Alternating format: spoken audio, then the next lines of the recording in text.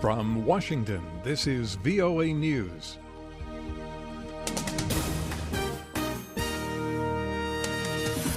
I'm David Forrest reporting. Indonesia executes foreign drug dealers. Indonesian media are reporting that 7 foreigners and an Indonesian man convicted of drug trafficking have been executed. The report said the 8 were put to death by a firing squad early Wednesday local time.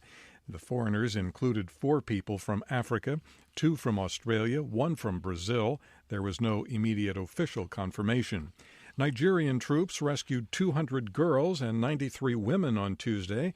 It is not clear if any of those freed are the schoolgirls kidnapped a year ago.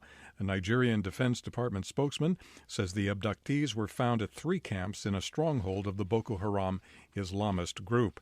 In Nepal, rescue and relief efforts are picking up pace, but also encountering some steep problems in distributing aid in the quake-devastated country. Anjana Pasricha has more. Relief material and rescue teams have lined up to help tens of thousands of Nepalese in desperate need of food, shelter, and medical help.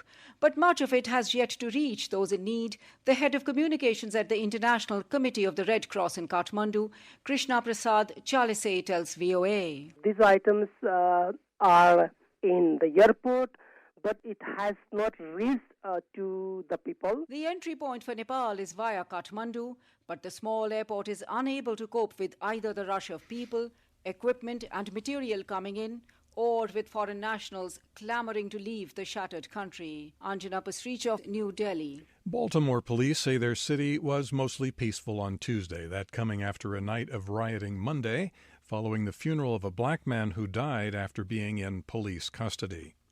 This is VOA News. The U.S. says Iranian naval ships and patrol boats fired shots across the bridge of a Marshall Islands flagged cargo ship in the Strait of Hormuz in Iranian territorial waters. U.S. State Department spokesman Jeff Rathke says the container ship, the MV Maersk Tigris, was traveling into the Arabian Gulf Tuesday on an internationally recognized maritime route when it was fired on by Iranian or IGRC ships. The IRGC Navy contacted the vessel and they directed the master of the vessel to divert further into Iranian waters. And the master initially declined, and one of the patrol craft, the IRGC Navy patrol craft, fired shots across the Maersk Tigris's bow. The master then complied and diverted under escort of the IRGC Navy vessels toward Iranian waters. Pentagon officials say a U.S. guided missile destroyer, the USS Farragut, is en route to the area. Nigeria and South Africa are having a dispute over the recent wave of attacks in South Africa. Nigeria has called its envoys back home. Gillian Parker has more. The South African government has criticised Nigeria's decision to pull its senior envoys from Pretoria amid a wave of xenophobic attacks on foreigners and foreign-owned businesses. The governments of Zimbabwe, Malawi and Mozambique have repatriated hundreds of their citizens following the unrest, but Nigeria is the first to take such drastic diplomatic action.